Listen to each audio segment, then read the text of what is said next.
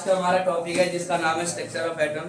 और इसमें हम पढ़ने वाले हैं कि कौन से साइंटिस्ट ने क्या बताया है। इसमें कम से कम 3-4 साइंटिस्टों के बारे में पढ़ने वाले हैं। ठीक है बच्चों, तो एक एक करके हम सबके बारे में एक्सप्लेन करते हैं। तो ध्यान से सुनते जाना है, समझते जाना है, और समझ में नहीं आ रहा तो पूछना भी है। ठीक है बच्चों, तो सबसे पहला साइंटिस्ट जिसका नाम है जे थॉमसन।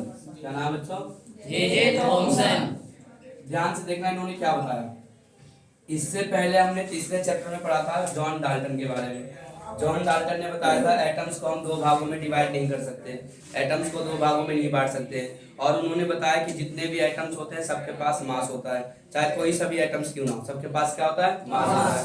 उसके बाद उन्होंने बताया था कि एटम्स जब एक ही प्रकार के एटम्स को मिलाते हैं, एक ही प्रकार के परमाणु को मिलाते हैं, तो उसके प्रॉपर्टी में कोई बदलाव नहीं आता, लेकिन मास बदल जाता है। जैसे चीनी को चीनी में मिलाएंगे तो क्या उसके प्रॉपर्टी में कोई बदलाव आएगा? नहीं। भाई मीठा का मीठा ही रहेगा। नमक को नमक में मिलाएंगे, कोई बदलाव आएगा? नहीं आएगा। लेकिन बच्चों उसके जो मास है वो बदल जाएगा। अगर 10 ग्राम चीनी है और 10 ग्राम चीनी और मिला दिया तो कितना हो जाएगा? 20 ग्राम। लेकिन उसके प्रॉपर्टी में कोई बदलाव नहीं आएगा। ये बात हमें किसने बताया था? जॉन डाल्टन ने बताया था। उसके बाद दूसरा ये हमारा जो है तीसरा साइंटिस्ट है जिनका नाम है जे थॉमसन।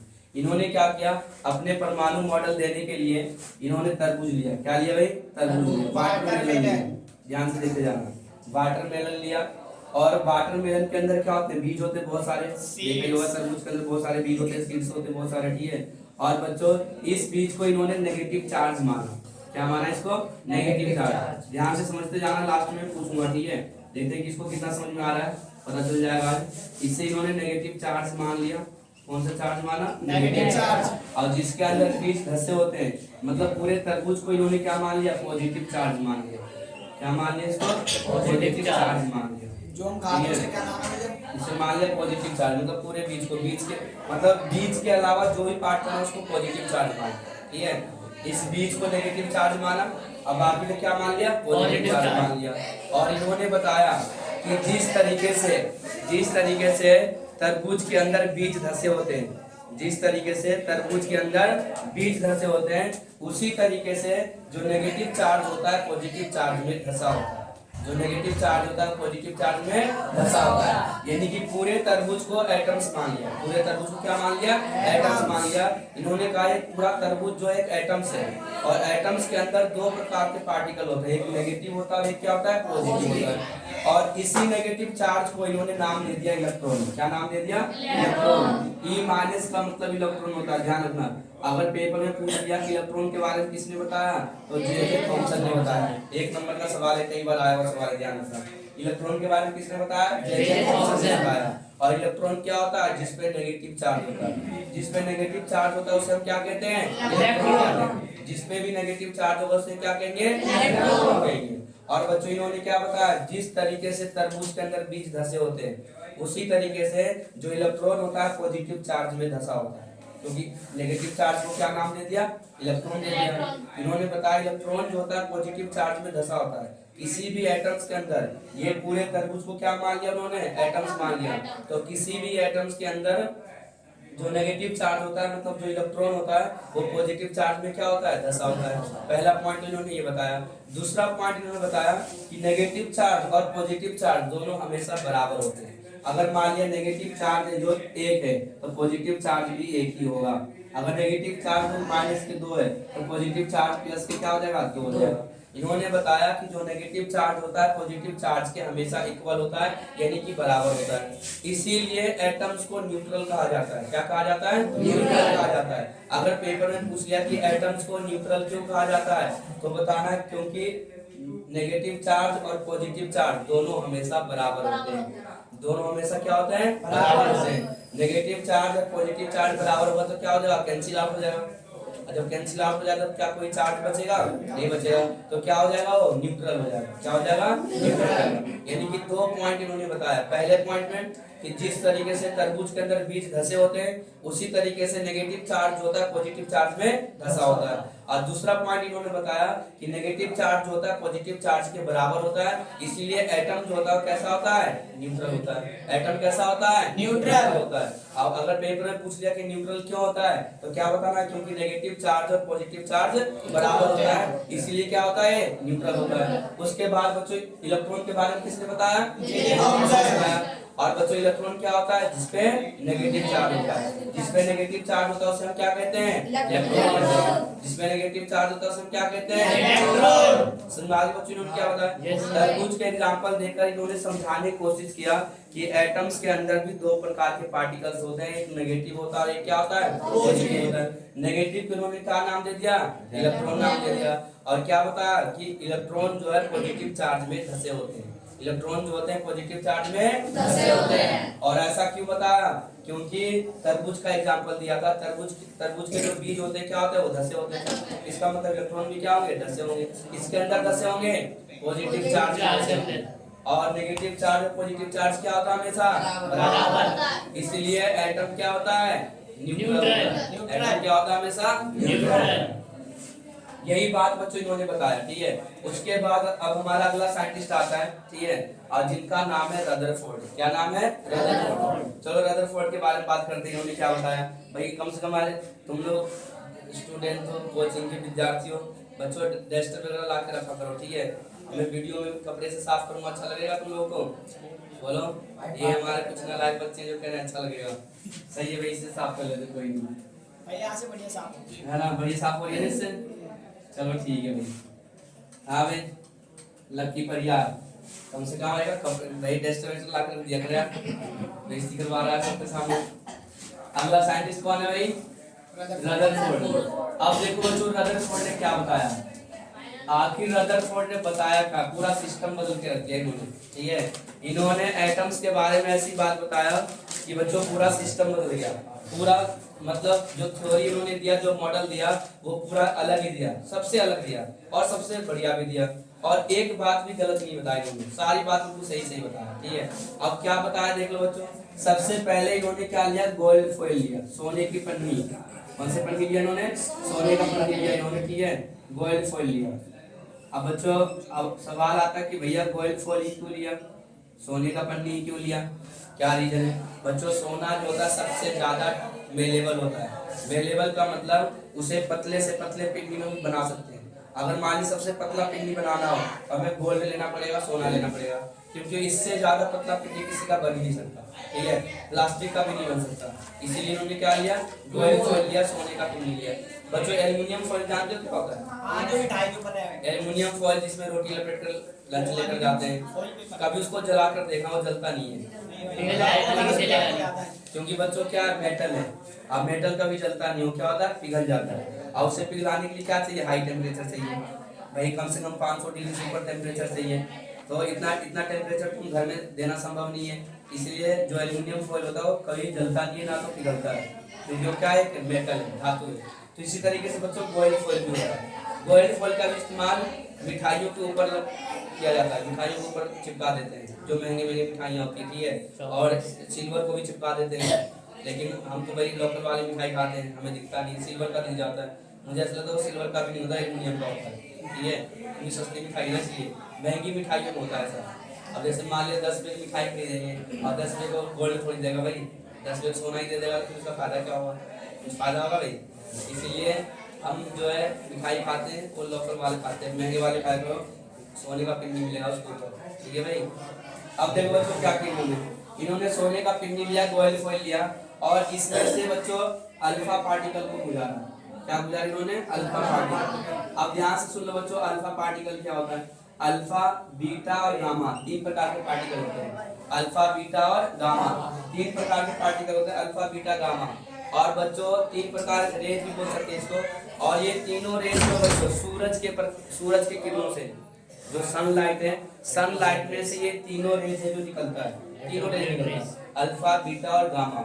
और जब बच्चों ये तीनों रेज जब आपस में मिल जाते हैं, जब तीनों किरणें आपस में मिल जाती है, तो बच्चों इसे कहते हैं यूवी रे। क्या बोलते हैं इसको, यूवी रे। और यूवी रे का मतलब होता है अल्ट्रा वायलेट रे। क्या होता है, अल्ट्रा वायलेट। ये तीनों रे, अल्फा भी सूरज से निकलता है, बीटा भी सूरज से निकलता है और गामा भी सूरज से निकलता है, ठीक है। और जब ये तीनों मिल जाते हैं तो उसे हम क्या कहते हैं, अल्ट्रा वायलेट रे कहते हैं, यानी कि यूवी रे कहते हैं। अब बच्चों ये यूवी रे जो होता है इतना खतरनाक होता है कि अगर डायरेक्ट हमारे स्किन पे पड़ जाए, हमारे शरीर पे पड़ जाए, तो हमें स्किन कैंसर हो सकता है, गोइटर की बीमारी हो सकती है। स्किन कैंसर का मतलब बच्चों त्वचा कैंसर हो सकता है। अब गोइटर की बीमारी, भाई घेंगा की बीमारी, हमारा जो गला होता है सूज जाता है, इसे हम कहते हैं गोइटर की बीमारी, ठीक है। अब सूजने के कारण ना तो हम मुंडी को इधर हिला सकते हैं, ना तो इधर हिला सकते हैं, ना तो ऊपर ना तो नीचे, नीचे भी नहीं देख सकते। बताओ कितना खतरनाक बीमारी होता है। और ये बीमारी किससे होता है, यूवी रे से होता है, ठीक है। अब बच्चों इससे बचाता कौन है, कोई बताएगा? यूवी रे से हमें कौन बचाता है? ओजोन लेयर बचाता है। वेरी गुड भाई, अंकित ने बहुत बढ़िया जवाब दिया है। अब देखो बच्चों ध्यान से, ये हमारी पृथ्वी है, अर्थ है। अब पृथ्वी के चारों तरफ एक लेयर बने हुए हैं, ठीक है। पृथ्वी के चारों तरफ क्या एक लेयर है जिसे हम क्या कहते हैं, ओजोन लेयर कहते हैं। अब ओजोन लेयर का फॉर्मूला होता है बच्चों O3, क्या होता है O3। अब ओजोन लेयर क्या करता है, सूरज के किरणों को छान देता है, फिल्टर कर देता है। अब फिल्टर करने के बाद हम तक पहुंचाता है, यानी कि यूवी रे जो होता है उसको फिल्टर कर देता है। अब प्योर लाइट जो होता है हम तक पहुंचाता है, इसलिए हमें जो सुरक्षित है, आज तक हमें कुछ हुआ नहीं। यानी कि पूरा जो ब्रह्मांड बना हुआ हमारे अनुसार ही बना हुआ है, ध्यान रखना। जो जो हमें चाहिए, क्या हमारे नुकसानदायक है, वो बिल्कुल क्लियर कर दिया कि हाँ तुम्हारे आसपास भी नहीं जाएगा ये। मतलब भगवान ने जो भी बनाया है सब हमारे अनुसार ही बनाया है, सब कुछ A to Z, सुबह से लेकर शाम तक, रात तक। जो भी कभी भी सोच कर देखना कि अगर ऐसा नहीं होता तो क्या होता हमारे साथ, अगर सूरज और पास आ जाता तो हमारा क्या होता, ठीक है। अगर चांद नहीं होता तो हमारा क्या होता, अगर बच्चों चांद नहीं होता ना तो 6 घंटे का दिन और रात होता, सिर्फ 6 घंटे का दिन रात होता, ठीक है। और 6 घंटे का दिन रात होने का मतलब क्या है, हमारी एज जो जल्दी से निकल जाता, जल्दी बुढ़े हो जाते हैं, क्योंकि जितना जल्दी टाइम बीतेगा हमारी एज बढ़ती जाएगी। अब 24 घंटे का दिन रात है, तो 24 घंटे में हमारा क्या होता है, एक दिन निकल जाता है, फिर दूसरा दिन निकल जाता है, तो कहते हैं हम 1 साल के हो गए, 2 साल के हो गए, 3 साल के हो गए, 365 दिन हो जाता है, 1 साल के हो गए। ये अगर हमारे 6 घंटे का दिन रात होता, 24 घंटे के ना अगर 6 घंटे का होता, तो फिर हमारे साथ क्या होता भाई, हम कितने साल तक जिंदा रहते, एकदम 400 साल में जिंदा रह लेते, रहते नहीं रहते। अभी तो भाई 60 साल में निकल लेते दुनिया से, लेकिन हमें पता ही नहीं चलता। और रसिया में एक ऐसा देश है, सॉरी रसिया में एक ऐसा जगह है, एक ऐसा राज्य है जहाँ पे भाई रात होता ही नहीं, दिन ही दिन रहता है। बस शाम का थोड़ा मौसम आता है, शाम का जो होता है ना, थोड़े बहुत सूरज की किरणें नीचे चली जाती है, ऐसा होता है बस। उसके बाद दोबारा से दिन हो जाता है, मतलब प्रॉपर रात नहीं होता वहाँ पे। तो वहाँ पे टाइम टेबल से लोग सोते हैं, खिड़की दरवाजा बिल्कुल बंद करके अंधेरा करके सोते हैं, क्योंकि अगर लाइट रहेगी तो सो ही नहीं पाएंगे, दिन को ही सोना पड़ता है। मतलब टाइम टेबल देख लेते हैं कि इतने बजे सोना और इतने बजे उठना है। अगर चाहे तो नहीं भी सो सकते हैं। भाई राज्य का नाम मतलब कुछ है, मतलब जैसे मान लीजिए ये पृथ्वी जो इस तरीके से घूमता है, देखो ध्यान से, गूगल पे जाके देख लियो भाई राज्य का नाम, ठीक है। अब मैं हिस्ट्री थोड़ी पढ़ा रहा हूँ, साइंस पढ़ा रहा हूँ, देखो ध्यान से भाई, देखो ध्यान से। तो बच्चों हमारी पृथ्वी ऐसे घूमती है, इस तरीके से हमारी पृथ्वी घूमती है। और जब पृथ्वी इस तरीके से घूमेगी, ठीक है बच्चों, तो एक एरिया ऐसा भी आएगा पृथ्वी का जो सेंटर होता है, जैसे मान लीजिए ये एक्सिस हो गया, ठीक है। तो यहाँ पे सूरज जो होता है, यहाँ पे जब सूरज आ जाता है ना, इस एरिया में आता है, तो ये वाला जो एरिया होता है यहाँ पे ना तो दिन होता है ना तो रात होता है, जो सेंटर होता है पृथ्वी का। जैसे पृथ्वी जैसे घूम रही है ऐसे घूम रही है पृथ्वी, ठीक है, एक्सिस पे घूमकर 27 डिग्री सेल्सियस पे जो पृथ्वी झुकी हुई है, 27 डिग्री सेल्सियस, ठीक है। तो इस तरीके से घूम रही है। तो ये जो एरिया होता है यहाँ ना तो दिन होता है ना तो रात होता है, और यहाँ पे भी ऐसे होता है, ना तो दिन ना तो रात, ठीक है। मतलब दिन ही दिन रहता है, रात होता ही नहीं, ठीक है। चलो देख लो, तो बच्चों ये समझ में आ गया, अल्फा पार्टिकल के बारे में समझ में आ गया, अल्फा बीटा गामा। बच्चों ये जो लाइट लगी हुई है इसमें से भी अल्फा पार्टिकल निकलता है, ध्यान रखना, अल्फा रेज निकल जाएगा। लाइट है, मोबाइल फोन की लाइट है, टीवी हो गया, लैपटॉप हो गया, ये जितने भी लाइट होते हैं सब में से अल्फा रेज निकलता है। अब बच्चों देखा हुआ शहर में जो रहने वाले लोग होते हैं उनको चश्मा जल्दी लग जाता है। मेरा तो 12वीं क्लास में चश्मा लगा था, लेकिन मैं देखता हूँ 5 साल के जो बच्चे होते हैं उनको भी चश्मा लगा होता है, 3 साल के जो बच्चे होते हैं उनको भी चश्मा लगा होता है। अब मुझे ऐसा लग रहा है कि आने वाले वक्त में बच्चा जो होगा चश्मा लेके पैदा होगा, या आगे जाकर लगाने का काम आएगा भाई, क्योंकि हम हमेशा कहाँ रहते हैं, लाइट के पास रहते हैं, घर में भी लाइट जलाते हैं, टीवी देखते हैं, लैपटॉप चलाते हैं, फोन चलाते हैं। और आजकल के बच्चे तो कंबल ओढ़ के फोन चला रहे होते हैं। बच्चों अंधेरे में कभी फोन नहीं चलाना चाहिए, क्योंकि उसकी लाइट बहुत ज्यादा खतरनाक हो जाता है। जब अंधेरे में फोन चलाते हैं तो मोबाइल की सारी लाइटें जो है हमारे आंखों पे जारी होती है, हमारे आंखों पे जारी होती है, जिसके कारण इफेक्ट ज्यादा पड़ता है। अगर मान लिया अंधेरे में तुमने 1 महीने तक फोन चला लिया तो बच्चों 100% तुम अंधे हो जाओगे। कभी एक्सपेरिमेंट करके देखना, ठीक है, फिर अंधे होने के बाद मेरे पास आना कि भैया सच में ऐसा हो गया। गांव के लोग जो होते बच्चों चश्मा नहीं लगाते थे। गांव के लोगों में देखना, गांव जाकर बुढ़े बुढ़े लोग भी चश्मा नहीं लगाते। मरने वाले होंगे उनको भजन पूरा तक दिख जाएगा कि कौन आ रहा है। रीजन क्या है? वो इन लाइटों का प्रयोग ज्यादा नहीं करते। वो ज्यादातर जो होते हैं सूरज की लाइट में होते हैं, सन लाइट में होते हैं, इसलिए उनको ज्यादा प्रॉब्लम नहीं होती है। लेकिन शहर में संभव नहीं है। शहर में अगर चाहेंगे तब भी संभव नहीं है, क्योंकि हमारा घर जो होता है बिल्कुल अंदर तक होता है। अंदर वाला कमरा तो अंधेरा ही लगेगा, चाहे तुम कुछ भी कर लो, ये अगर लाइट नहीं जलाओगे तो। इसीलिए हमें रहना क्या है, मतलब एक तरीके से मजबूरी है लाइट में रहना। ठीक है, तो बच्चों देखो ध्यान से इन्होंने क्या बताया। आते हैं रदरफोर्ड ने क्या बताया। बच्चों रदरफोर्ड ने जे थॉमसन के मॉडल को पढ़कर ही अपना मॉडल निकाला। इन्होंने सोचा कि भाई एटम्स के बीच में कोई खाली स्थान नहीं होता। किसके अनुसार? जे थॉमसन के अनुसार। जे थॉमसन ने हमें बताया था कि जो इलेक्ट्रॉन जो होते हैं पॉजिटिव चार्ज में धंसे होते हैं। अगर पॉजिटिव चार्ज में धंसे होंगे तो क्या बीच में कोई स्पेस होगा? नहीं होगा। अगर बीच में कोई स्पेस नहीं होगा, अगर उसके अंदर से किसी भी चीज को गुजारेंगे तो क्या आर पार जाएगा? वो कोई वस्तु आर पार जाएगी? नहीं जाएगी। तो यही सोचकर इन्होंने ये मतलब एक्सपेरिमेंट को जो है किया। आज इनके दिमाग में चल रहा था कि जब इसमें से अल्फा पार्टिकल को गुजारेंगे तो अल्फा पार्टिकल जो है टकराकर वापस आ जाएगा, क्योंकि बीच में कोई स्पेस नहीं है। लेकिन बच्चों ऐसा नहीं होता है। इन्होंने क्या किया? अल्फा पार्टिकल को गुजारा, सीधा चला गया। ठीक है, और भी गुजारा, वो भी थोड़े मुड़कर आगे चला गया। मतलब कोई भी अल्फा पार्टिकल वापस नहीं आ रहा था, कोई भी अल्फा पार्टिकल वापस नहीं आ रहा था। इनको लगा कि जो जे थॉमसन ने बताया वो गलत बताया, उन्होंने बिल्कुल भी सही नहीं बताया। लेकिन एक बात जे थॉमसन ने सही बताया, नेगेटिव चार्ज और पॉजिटिव चार्ज के बारे में। और सच में किसी भी एटम्स के अंदर दो प्रकार के चार्ज होते हैं, एक नेगेटिव चार्ज होता है, एक पॉजिटिव चार्ज होता है। लेकिन जो इन्होंने बताया कि जो नेगेटिव चार्ज होता है पॉजिटिव चार्ज में धंसा होता है, ये बात इन्होंने गलत बताया। अगर धंसा होगा तो क्या बीच में कोई स्पेस होगा? तरबूज के अंदर कोई स्पेस होता है? नहीं होता। लेकिन जब इन्होंने अल्फा पार्टिकल को गुजारा तो क्या चला गया? सीधा चला गया। यानी कि एटम्स के बीच में भी खाली स्पेस होते हैं, खाली जगह होते हैं। अगर पेपर में पूछ लिया किसने बताया कि एटम्स के बीच में खाली स्पेस होते हैं, तो बच्चों किसने बताया? हमें पहला पॉइंट याद रखना। पहला पॉइंट इन्होंने जब इन्होंने एक्सपेरिमेंट किया तब हमें पता चला कि एटम्स के बीच में भी खाली स्थान होते हैं, खाली स्पेस होते हैं। ठीक है, और बच्चों इसी तरीके से इन्होंने 12,000 अल्फा पार्टिकल को गुजार दिया। कितने हजार? 12,000। और 12,000 में से बच्चों एक अल्फा पार्टिकल ऐसा था जो टकराकर वापस आ गया। 12,000 में से एक अल्फा पार्टिकल आखिर किससे टकराया है? जब इन्होंने सही तरीके से स्टडी किया तो पता चला कि जो एटम का सेक्टर होता है, परमाणु का जो केंद्र होता है, जहाँ पे पॉजिटिव चार्ज होता है, जहाँ पे क्या होता है? पॉजिटिव चार्ज होता है। और उसी पॉजिटिव चार्ज से टकराकर अल्फा पार्टिकल है जो वापस आ गया। ठीक है, एटम का जो सेंटर होता है जहाँ पे क्या होता है? पॉजिटिव चार्ज होता है, और उसी पॉजिटिव चार्ज से टकराकर क्या आ गया? वापस आ गया। उसी पॉजिटिव चार्ज से टकराकर वापस आ गया। और इसी पॉजिटिव चार्ज का नाम दे दिया न्यूक्लियस। क्या नाम दे दिया? न्यूक्लियस दे दिया। अगर पेपर में पूछ लिया कि न्यूक्लियस के बारे में किसने बताया, तो रदरफोर्ड ने बताया। किसने बताया? रदरफोर्ड ने। अब बच्चों न्यूक्लियस क्या होता है? एटम का सेंटर जहाँ पे पॉजिटिव चार्ज होता है। ठीक है भाई, एटम का सेंटर जहाँ पे क्या होता है? Positive charge. उसी को हम क्या कहते हैं? न्यूक्लियस। एटम का सेंटर जहाँ पे पॉजिटिव चार्ज होता है उसे क्या कहते हैं? न्यूक्लियस। बच्चों टॉपिक खत्म होने के बाद सबसे मैं पूछूंगा मैंने क्या पढ़ाया। ठीक है, इसलिए ध्यान से सुनते जाना है। एटम का सेंटर जहाँ पे पॉजिटिव चार्ज होता है उसे क्या कहते हैं? न्यूक्लियस। अब बच्चों 12,000 में से एक अल्फा पार्टिकल किससे जाके टकराया? न्यूक्लियस। और टकराने के बाद क्या आ गया? वो वापस आ गया।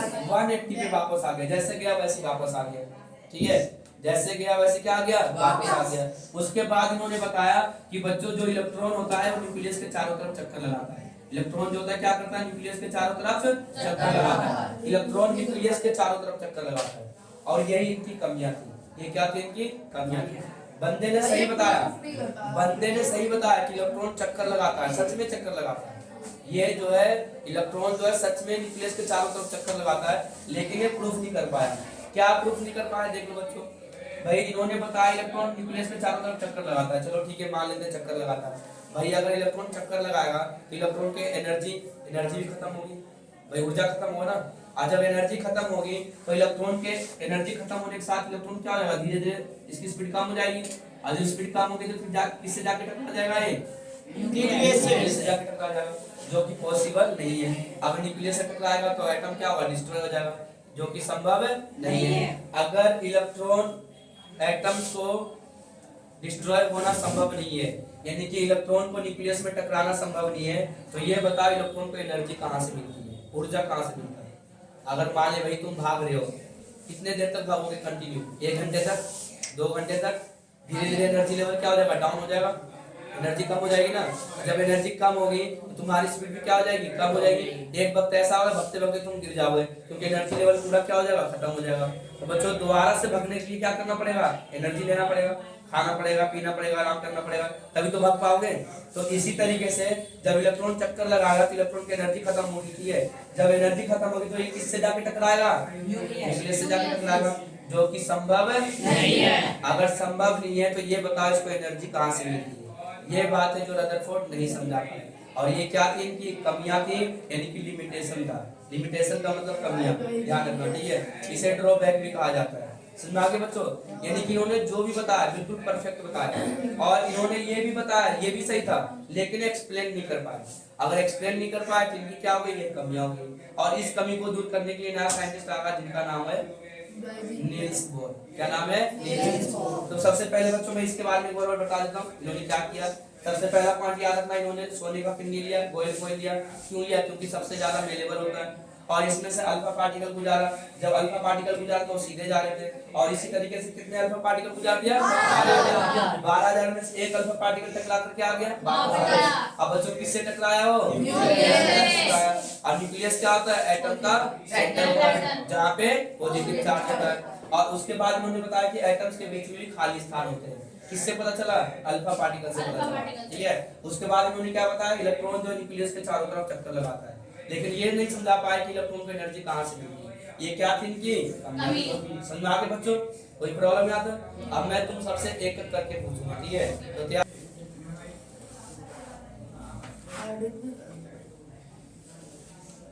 भाई सबसे पहले जो सुनाएगा भाई, बादल, उड़ता बादल बहता पानी, जल्दी सुना भाई। तुम्हारा टॉपिक क्या, तैयार हो ना तुम भाई, तुम तैयार हो ना, ठीक है भाई। चलो भाई, चलो बताओ तुम, जे थॉमसन ने क्या बताया।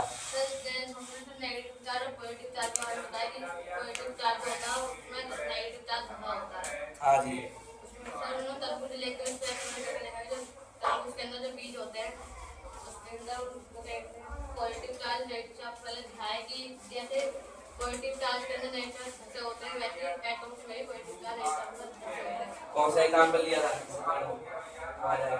कौन से इसके द्वारा समझाया था उन्होंने, तरबूज के द्वारा। तरबूज को क्या माना इन्होंने, एटम्स माना, और तरबूज के जो बीज होते हैं उसको क्या माना, नेगेटिव चार्ज, और बाकी को पॉजिटिव। और इन्होंने क्यों बताया कि एटम जो होता है न्यूट्रल होता है, क्या रीजन था बताओ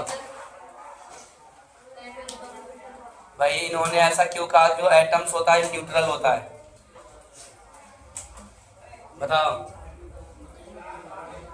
एटम्स न्यूट्रल क्यों होता है, बादल थोड़ा ध्यान देना, बाकी सही बताया, ठीक है, ओके, और सही से ध्यान देना है। हाँ भाई, खड़ा हो जा भाई, साउथ इंडियन के हीरो, बैठ जाओ भाई बादल, वेरी गुड, सही बताया थोड़े। हाँ भाई, तुम्हारा क्वेश्चन ये है कि इन्होंने ऐसा क्यों कहा कि एटम न्यूट्रल होता है, नेगेटिव चार्ज और पॉजिटिव चार्ज इक्वल होता है। वेरी गुड, यही बताना भाई। तू तो रदरफोर्ड बन गया यार, एक्सप्लेन नहीं कर पाया, ठीक है भाई। रदरफोर्ड ने क्या क्या बताया भाई, जल्दी बताओ। उसने ये बताया था कि उसने गोल्ड फोन लिया था और उसमें से 12,000 पार्टिकल्स को उसमें से गुजारा था। अल्फा पार्टिकल को गुजारा, अल्फा पार्टिकल्स को उसमें से गुजारा था, उसमें से एक पार्टिकल वापस आ गया था क्योंकि वो अल्फा रे बोलना है, ठीक है, अल्फा रे गुजारा। एक एटम्स के सेंटर पॉइंट पे न्यूक्लियस पे जाके टकरा के वापस आ गया था 12,000 में। हाँ फिर तो इसमें क्या नाम है, उससे स्टडी करके ये देखा था कि उसको किससे टकराया तो वो एटम्स का सेंटर पॉइंट था जो जिसे उसने न्यूक्लियस नाम दिया था। क्या पता, न्यूक्लियस न्यूक्लियस से टकराया, आगे क्या बताया, न्यूक्लियस के चारों तरफ इलेक्ट्रॉन घूमते हैं, पर वो ये नहीं बता पाया कि अगर ये इलेक्ट्रॉन न्यूक्लियस के चारों तरफ घूमते हैं तो इलेक्ट्रॉन की एनर्जी भी तो सही समझा रहा भाई, ऑफलेस होकर नहीं समझाना, ठीक है। आगे से और आगे भी वीडियो बनाएंगे हम, ठीक है। धीरे धीरे ऑफलेसपन खत्म हो जाएगा। हाँ भाई लक्की परियार, बता भाई रदरफोर्ड ने क्या समझाया था, एक एक करके डिटेल में बताना बिल्कुल।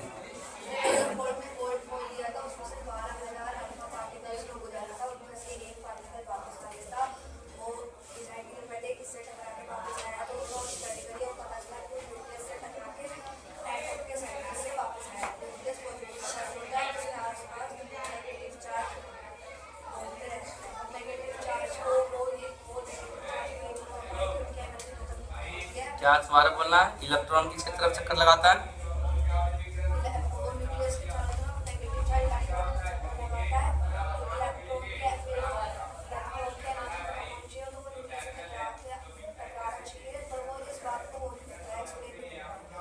क्या एक्सप्लेन नहीं कर पाया?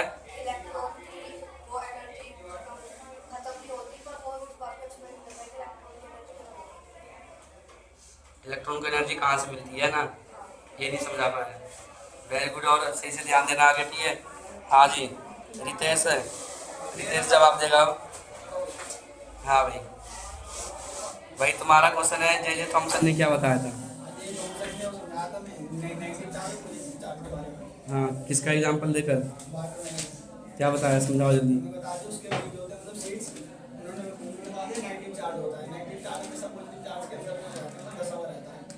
हाँ बाकी जो उसके थे उनको एटम मान लिया था, पूरे तरबूज को एटम मान लिया था, और क्या बताया?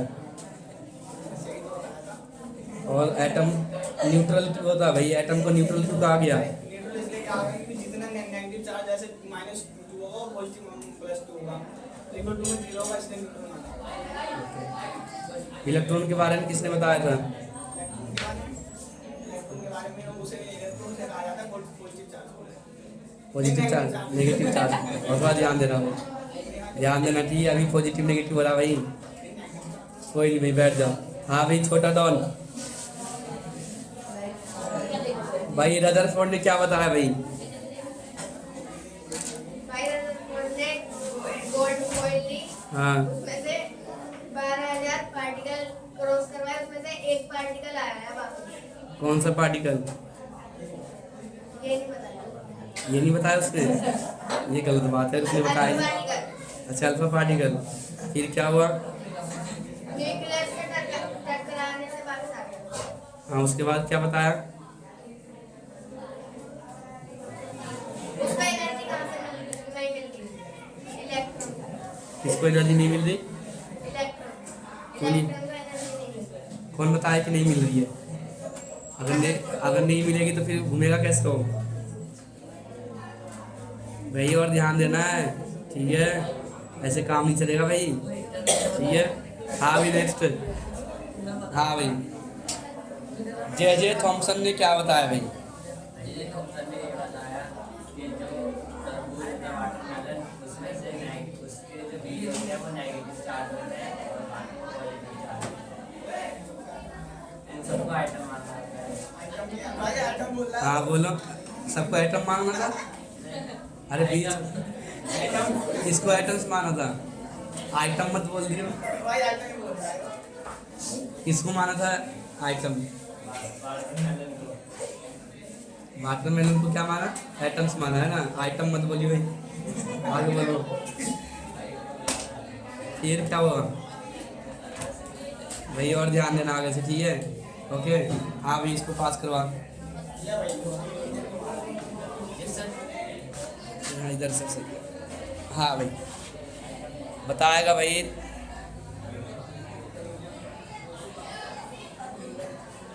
अतुल बताएगा भाई। भाई अतुल तुम्हारा क्वेश्चन है, रदरफोर्ड के बारे में पूरा समझा दो, क्या क्या बताया इन्होंने? रदरफोर्ड ने जे थॉमसन की गलती निकाली। जे हाँ। थॉमसन ने कहा था कि तरबूज के अंदर बीज धसे होते हैं, लेकिन उन्हें यहाँ चेक करना था जब धसा होगा तो उन्होंने गोल्ड की पिन्नी ली, क्योंकि गोल्ड सबसे ज्यादा मेलेबल होता है, तो सबसे ज्यादा पतला खींच के पतली सी पिन्नी बन जाएगी। तो उन्होंने उसके अंदर से अल्फा रेज निकाले और चेक किया कि क्या वे पार हो जाएंगे। अगर उसके बीच में जगह होगी नहीं तो पार हो कैसे जाएंगे, क्योंकि तरबूज के अंदर तो जगह होती नहीं है, वो धस जाएगी सीड्स। तो उन्होंने चीज को टेस्ट करने के लिए 12,000 अल्फा रेज निकाले, उसमें से एक जगह टकराया और वो था पॉजिटिव चार्ज। जो उन्होंने बताया वो उसका न्यूक्लियस होता है एटम का। और उन्होंने जेम्स थॉमसन को इस बात पे गलत ठहरा दिया कि वो पॉजिटिव चार्ज में नेगेटिव चार्ज धसे होते हैं। और उन्होंने क्या बताया? और उन्होंने एक चीज बताई थी कि जो पॉजिटिव चार्ज के चारों तरफ नेगेटिव चार्ज चक्कर लगाते हैं और वो बात इसे समझा नहीं पाए कि उसकी एनर्जी खत्म क्यों नहीं होती। ये बात उनसे पूछा गया था, ये इनका ड्रॉबैक था। इनके ड्रॉबैक था रदरफोर्ड जी का। और न्यूक्लियस के बारे में किसने बताया भैया? उनके बारे में भी रदरफोर्ड जी ने बताया था। किसने बताया कि एटम्स में खाली स्थान होते हैं? इसके बारे में रदरफोर्ड जी ने बताया था। मैं एक और क्वेश्चन भाई बताना है, आखिर ये क्या नहीं समझा पाए, किसके बारे में नहीं समझा पाए कि एनर्जी कहाँ से मिलती है? ये नहीं समझा पाए कि इलेक्ट्रॉन के पास एनर्जी कहाँ से मिलती है। इन्होंने बताया था कि जो पॉजिटिव चार्ज होता है उसकी जो नेगेटिव चार्ज होते हैं वो पॉजिटिव चार्ज के चक्कर लगाते हैं। न्यूक्लियस का चक्कर लगाते हैं जो पॉजिटिव चार्ज होता है। जब वो चक्कर लगाते हैं तो उनके पास एनर्जी आती कहाँ से, ये बात समझा नहीं पाए। इलेक्ट्रॉन जो है न्यूक्लियस के चारों तरफ क्या लगाता है? चक्कर लगाता है। अगर चक्कर लगाएगा तो एनर्जी खत्म होगी और उससे टकरा जाएगा, जो पॉसिबल हो नहीं सकता। किससे टकरा जाएगा? न्यूक्लियस से। कौन टकरा जाएगा? इलेक्ट्रॉन। ओके, और एनर्जी कहाँ से मिलेगी? चलो वेरी गुड। हाँ भाई नेक्स्ट भाई जे थॉमसन के बारे में बताएगा भाई। My name is Ankit Kumar. हाँ।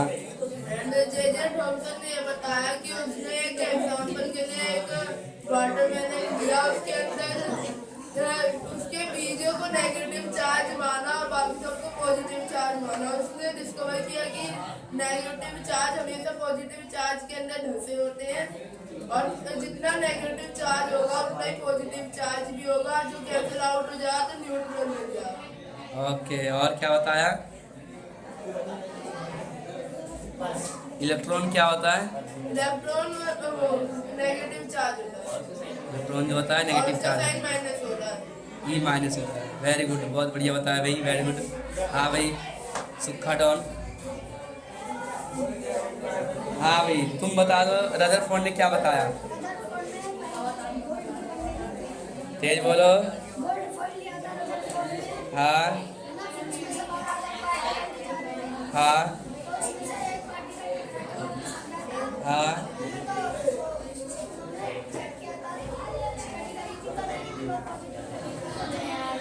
हाँ तेज बोलो।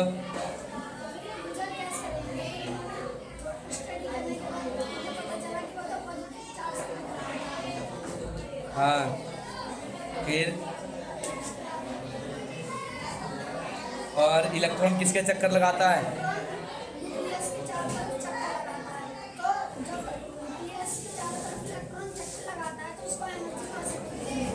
ये बात है जो रदरफोर्ड बताई थी। चलो कोई नहीं, आगे से और ध्यान देना, ठीक है। हाँ जी नेक्स्ट। हाँ भाई हाँ नया बच्चा भाई ये बताओ जो मैंने पढ़ाया समझ में आया? ठीक है, अभी पता चल जाएगा भाई कितना समझ में आया, ठीक है। क्योंकि भाई कभी कभी ऐसा होता है वीडियो के सामने बोलते हैं कि हाँ समझ में आ गया, बाद में पता चलता नहीं आया। तो पता चल जाएगा इस बच्चों को कितना समझ में आया। पहली क्लास थी आज इसकी, ठीक है। तो बताओ भाई किसके बारे में समझाना चाहते हो तुम, रदरफोर्ड या जे थॉमसन? बताओ रदरफोर्ड के बारे में। Very good, very good. उसमें से जो एक रेज है वो उसके एटम के सेंटर पे लगी जो वापस आ गई। हाँ तो एटम का सेंटर पे कौन सा चार्ज होता है? Positive charge. पॉजिटिव चार्ज, तो उसका नाम क्या दिया? न्यूक्लियस। और उसी न्यूक्लियस से कौन टकराया? अल्फा रे। अल्फा रे। उसके बाद क्या बताया भाई? रिसर्च करिए और उन्होंने जाना कि वो अल्फा रे से टकराया था, न्यूक्लियस से टकराया था, जिससे वो वापस आ गया। हाँ। तो फिर उन्होंने ये अपनी रिसर्च से बताया कि जो इलेक्ट्रॉन रहते हैं वो न्यूक्लियस के चारों ओर चक्कर लगाते हैं।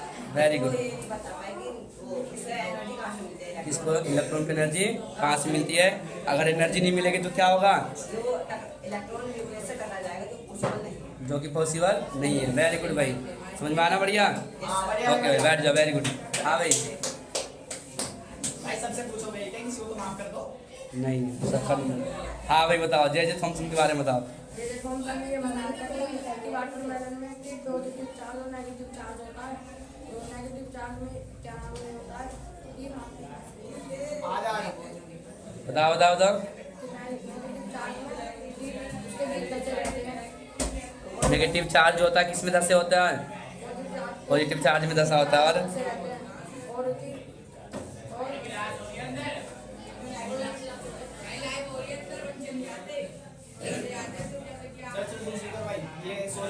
भाई और ध्यान देना आगे, ठीक है भाई?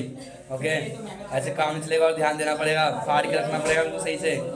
हाँ भाई, इसको दे भाई, बैठ जाओ। हाँ भाई बताओ, रदरफोर्ड के बारे में बताओ। रदरफोर्ड ने बनाया था कोई के थे वो मैटेरियल होते हैं और अल्फा पार्टिकल्स जाते हैं एटम में से और वो न्यूक्लियस से टकरा जाते हैं।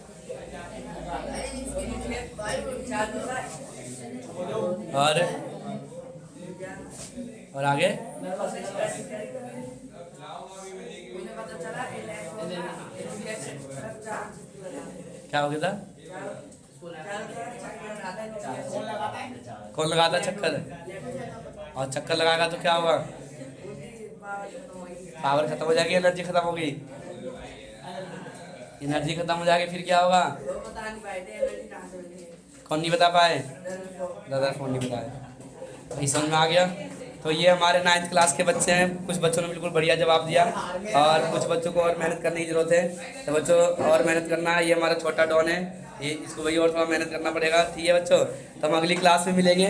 और बच्चों एक और साइंटिस्ट रहेगा जिसके बारे में पढ़ेंगे अगली क्लास में, और जिनका नाम है नील्स बोर।